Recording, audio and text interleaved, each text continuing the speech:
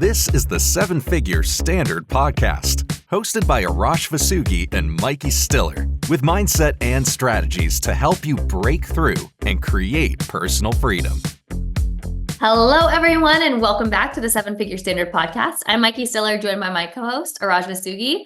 And today we're going to be talking about thinking bigger and taking your thoughts to the next level. Arash, how are you? I'm great, Mikey. How are you? I am doing great as well. You know, what I want to start with is understanding the concept of thinking bigger first. So when you think of thinking bigger, will you define it for us? I'm kind of thinking about it in my mind right now. Yeah. It's really, do I know what type of life I want to create? So everything should come from that assumption of what am I trading my life for? If we're thinking bigger, but it's not associated to a connection with us, it's going to drift away. I look at it, every day is our masterpiece. That's what allows me to continue thinking bigger. Like, I don't come in each day thinking about yesterday or thinking about tomorrow. But what we want to evaluate, are my goals aligned with what I think I can achieve or what I really want more than anything else? Now, most people are thinking the goal's too big. Big compared to what? You know, so that tells me they've got some work to do in their conditioning and they're letting something be bigger than them. So it's lack of awareness and lack of understanding. To one person, what's big is small to another person. So what is your standard towards thinking? And then we could say thinking big. See, I want people to have big aspirations, because if they understood the potential they had in themselves, they would never doubt, ever. They would never doubt. The reason we're doubting and not thinking big enough is because we're not open to bigger ideas. We're letting the circumstances tell us, in 2025 and 2026, I should set these type of goals because they're 5-8% better. For me, if we created a 10% jump in 2025, that'd be a huge failure to me. That'd be a huge failure. My mind doesn't even go there. But I've been doing this work every day for the past 17 years, studying it for 20, and I've trained my habits, my processes, and my standards at a certain level of expectation. So that is why I can easily accept that. But it started one day by accepting a much bigger idea that I didn't know how in the world I was going to achieve.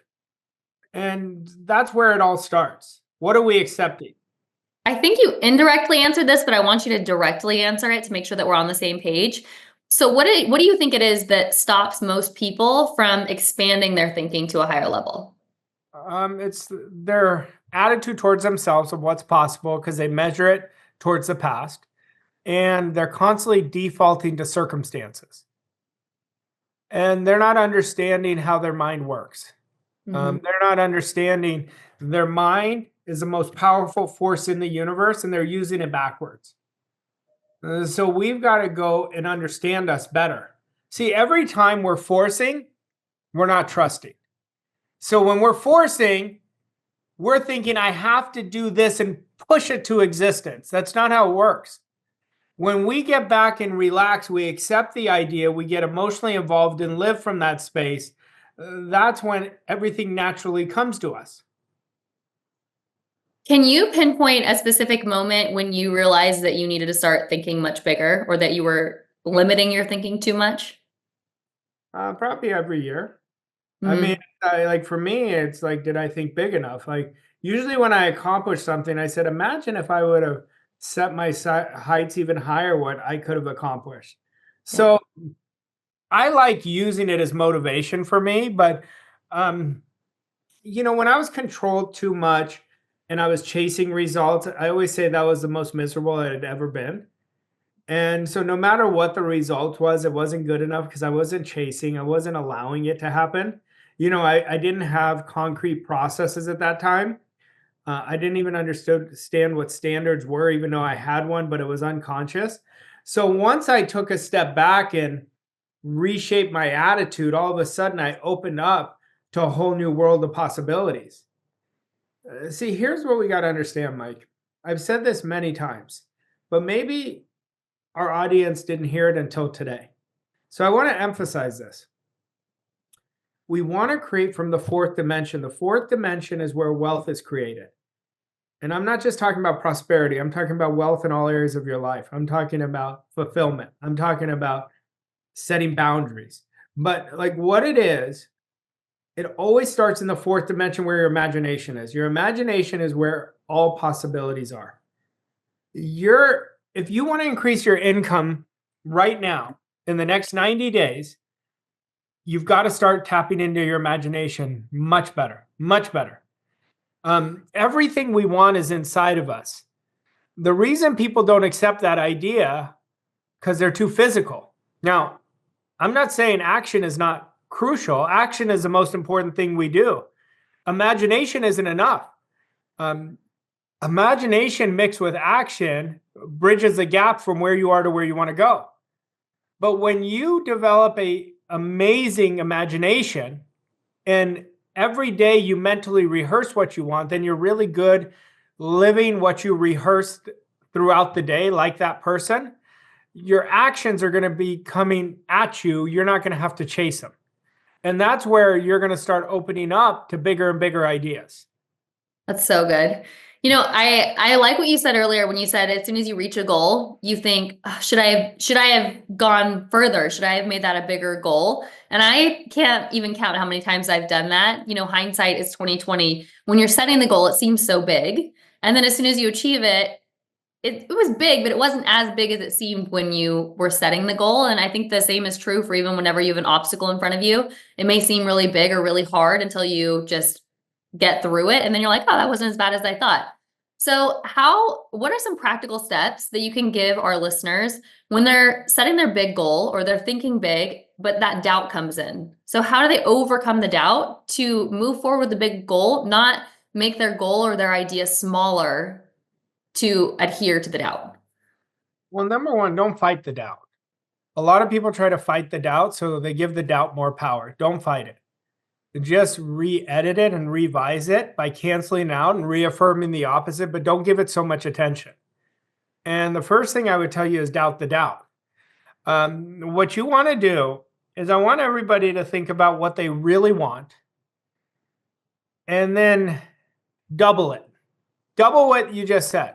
Now, your job is to accept that. Now, if you don't commit to it, it's not going to work. But whatever it is that you want, you have to commit to it with every cell of your being. And when we accept it, it's not a silent dream. It's a fact when you accept it. Your desire is coming after you just as fast as you're going after it. It's your destiny. But don't wait for the evidence to start living the way you want to be. So everyone's too separate from it. That's the misunderstanding of this. You have to assume the state.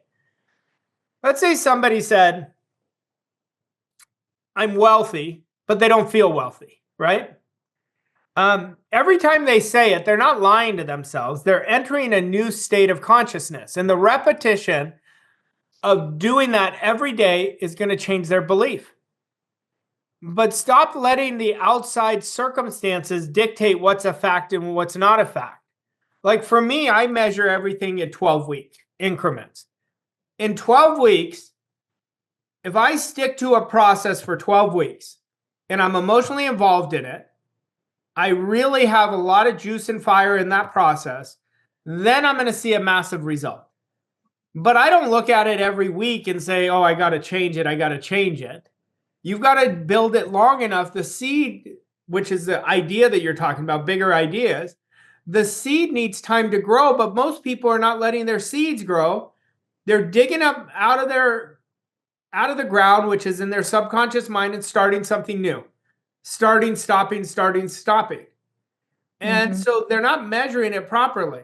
Like if let's say you and I said, let's do a test.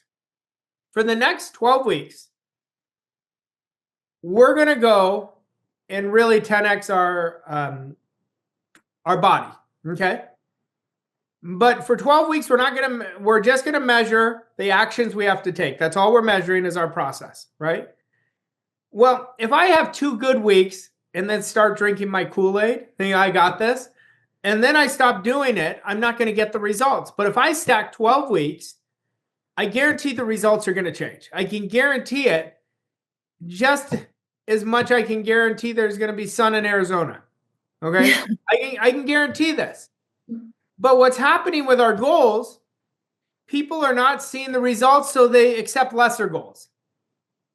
And then they accept lesser goals. But they don't do it long enough. They never installed the belief. They're always coming from circumstance instead of coming from where they want to be.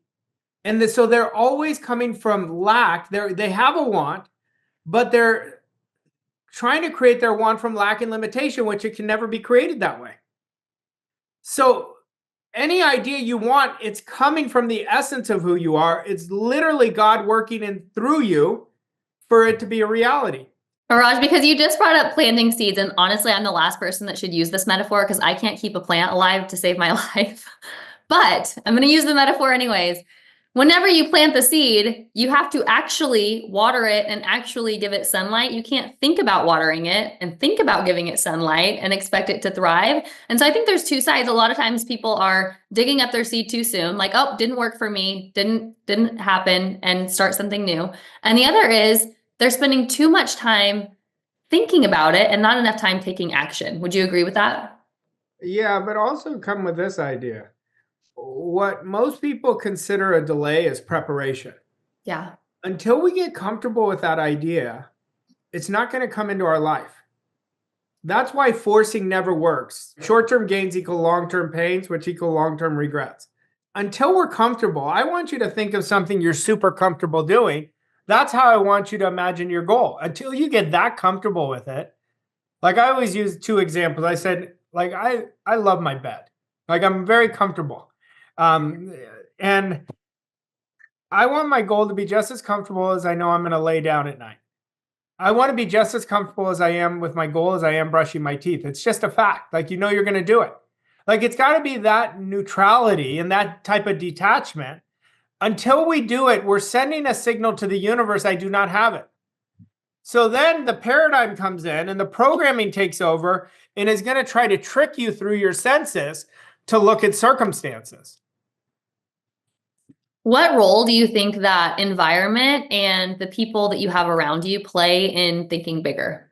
I don't think it's just that. I think it's what you're listening to, what you're speaking into existence. But what I'm talking about speaking is not audible when you're by yourself.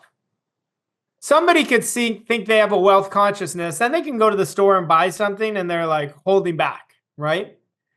So observe what you're thinking, what you're saying, how you authentically are feeling about your goal in different surroundings, and then who you're surrounding yourself. What type of mentors do you have? What are some of your poor energy? Are you drinking too much? Are you smoking? Like these are absolutes that are going to keep you away. And these are what I call hidden commitments from the type of life you want to have. So you want to take a good look at this. Everything starts in your mind. Your mind is the engine of creation.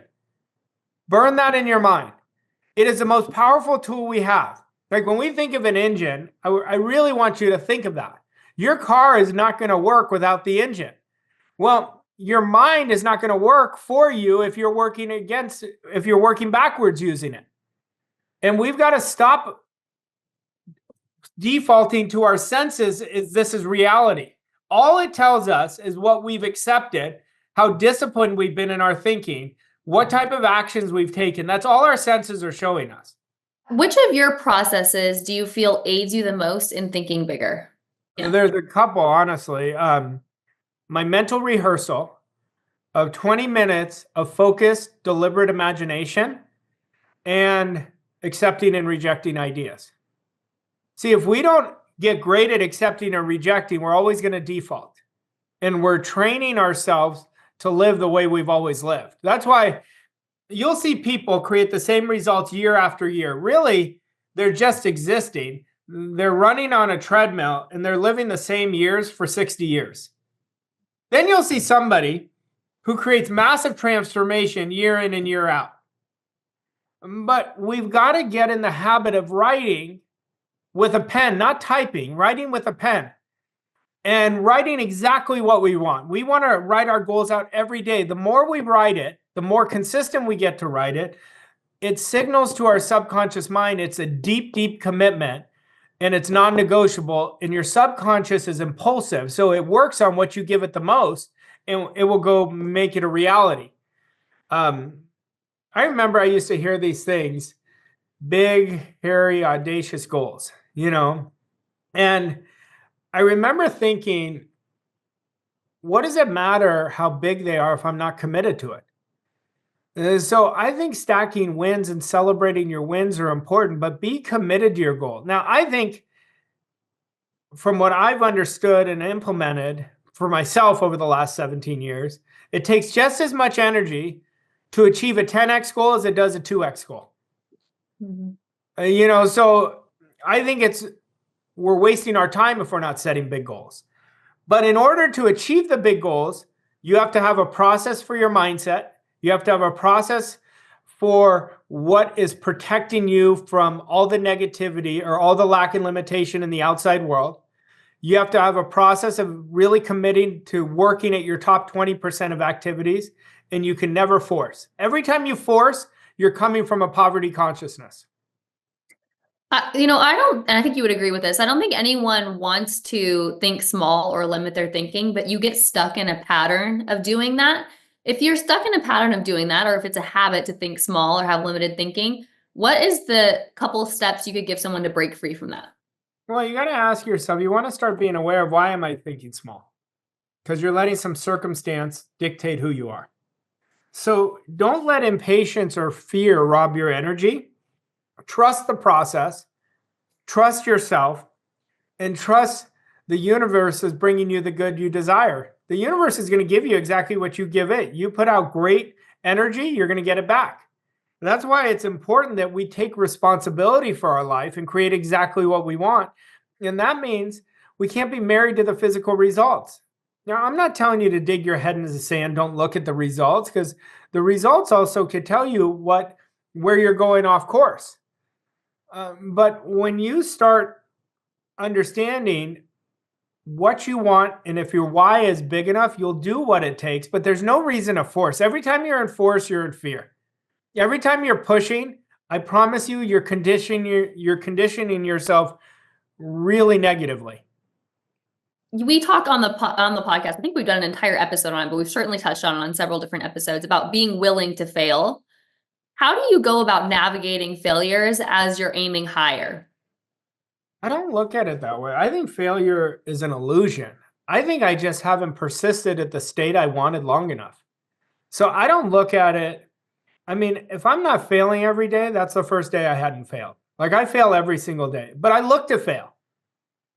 I remember the difference is so many people look at failure as final, and the way that we look at failure is just as like a stepping stone. I was listening to this podcast years ago from Sarah Blakely. Her dad taught her how to fail. And her dad, in this podcast, she was saying she listened to a lot of Wayne Dyer's work. And she said, my dad taught me that I want you to fail every day. And I thought it was a brilliant philosophy. Well, she created a great relationship to failure, not a bad one. And then she really put this into her life and obviously created an amazing life for herself, an amazing brand. But every achievement, every breakthrough begins with an idea. So I encourage everybody to pick an idea that's worthy of them, of what they really want, because our goals we're trading our life for.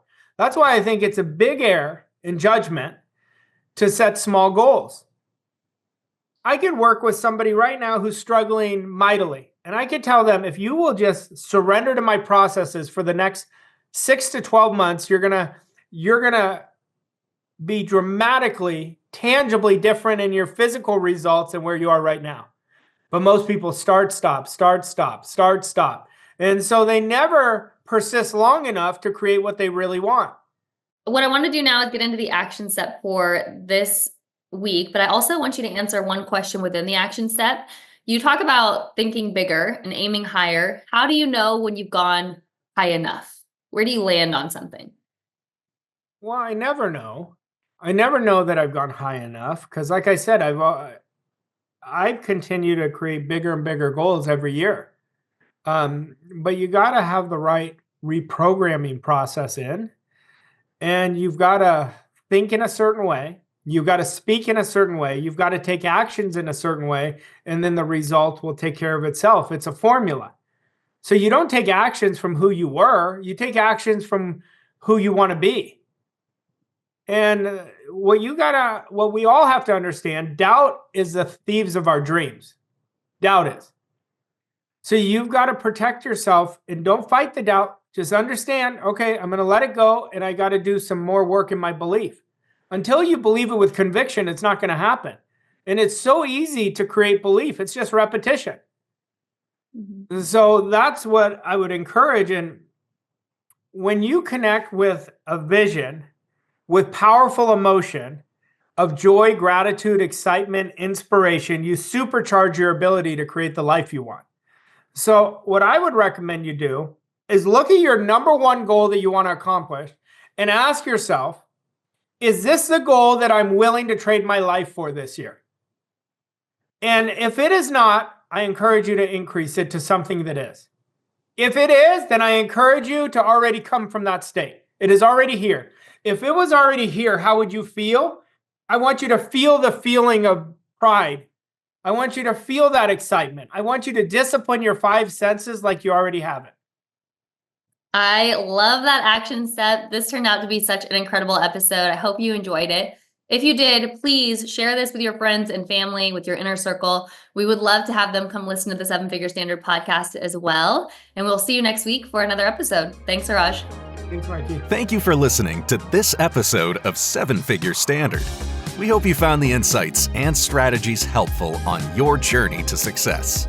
If you enjoyed this episode, please leave us a rating and review on your favorite podcast platform to help us reach more people like you.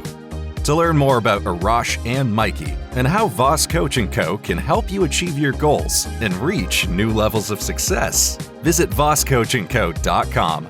Thank you again for listening, and we'll see you on the next episode of 7 Figure Standard.